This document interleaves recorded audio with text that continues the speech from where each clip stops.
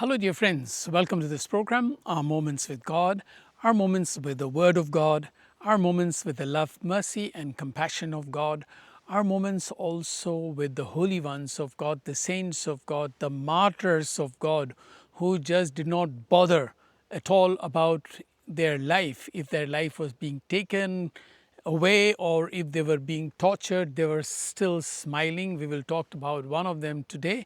And I invite you also to please share the videos with others and ask your friends and families to subscribe to the channel, press the like button, and also please write your comments. I know many of you are watching, but I don't know why it is difficult for you to press the like button or the thumbs up, and also to write just a very short comments. It doesn't cost you anything, and even subscriptions are completely free.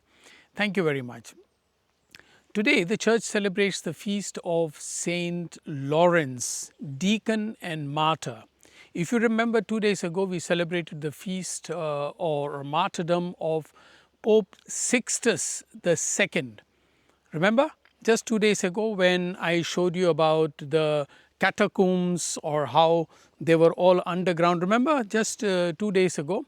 And I had told you that day in passing that 4 days after the martyrdom of Pope Sixtus, Saint Lawrence, who was his archdeacon in Rome and who had the responsibility of the treasury, was also martyred 4 days afterwards. So, on the 10th, in the same year, 2058, August the 10th, Saint Lawrence was martyred. Yes, these were people who were not bothered about their life. It is said that he was burnt alive, like hung on over fire, and then he was still smiling, and he was telling them that I am already fully burnt on the back, now turn me over. Smilingly he was telling his executioners, his torturers, that I am already burnt on the other side, now you can turn me on this side. Can you imagine the joy these people had to give their life for Jesus? And another interesting thing about Saint Lawrence was that he was appointed as the treasurer and taking care of the material things in the Vatican. Of course, I don't want to be against anything, but recently we heard in India that the famous Ram Mandir in Ayodhya, that there has been huge theft from the offerings of people. It has run into hundreds of crores, including gold and silver, etc. So there is one kind of people like that who help themselves from the offerings that people bring. Here was a saint who was distributing everything to the poor. Actually, 4 days between the death of Pope Sixtus and his own martyrdom, he called all the poor of the city of Rome, the homeless, and distributed whatever he could lay his hand on from the treasury of the church, distributed to the poor. Of course, many people in India do not understand why Christians are so keen on helping the poor. They do not know that this is what Jesus instructed us and this is what Jesus did, and many of the saints have done that.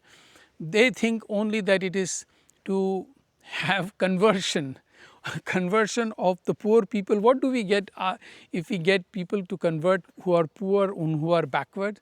No, our aim is to be like Jesus, to help people and to be ready to give everything. Like today in the gospel, Jesus is mentioning that unless a seed falls in the ground and dies, it does not bear much fruit. You see these flowers here, they are looking very beautiful. But do you know that the seed of these flowers had to be put in the ground and had to die? Or whether you see that maize at the back, that is the same. Or if you see these flowers now here, there is a bed of flowers there. You can see all of these had their seeds fell in the ground, they died, and only then they could bear fruit. And this was the belief of the martyrs, of those who followed Jesus, that they are ready to give up everything of theirs to bring the message of Jesus, and even if they die, more will come to believe in Jesus. And this is true. Many people who persecute Christians are not aware of this fact. I think I mentioned also the other day the famous words of Origen, who said, "The blood of the martyrs is the seed of Christianity." Many do not understand this. They think that by persecuting Christians and by burning their churches, they will go away, they will disappear. But they disappear into the ground, they die, but then they bring fruit. This is a fact of life. What Jesus was using as an example was a fact of life, fact of nature, that only when the seed falls to the ground and dies, then only it brings fruit. He was only using an example from nature, and his disciples down the ages, including today, many people are happy to die, including, if you remember, in 2008, there was persecution in Kandhamal, and I am told that that kind of persecution is starting again in Odisha in India, because there is now a right-wing Hindutva government there who have no place for people like Graham Staines, who was also murdered there with his two young sons, was burnt alive. And that man who was given life imprisonment, he is now going to be released, or is already released, I don't know. Anyway, that was very much in the news. And these kind of things, they think, can promote their own religion. They think they don't see that actually they're giving a bad reputation to their own religion, whichever religion which persecutes others.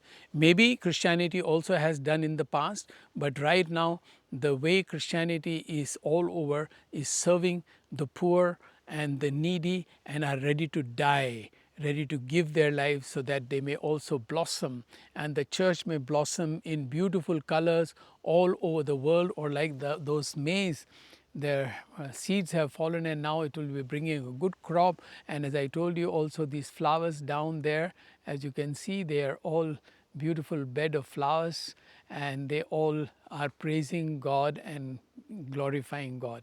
And my dear friends, if you like, you may please subscribe to this channel. Thank you.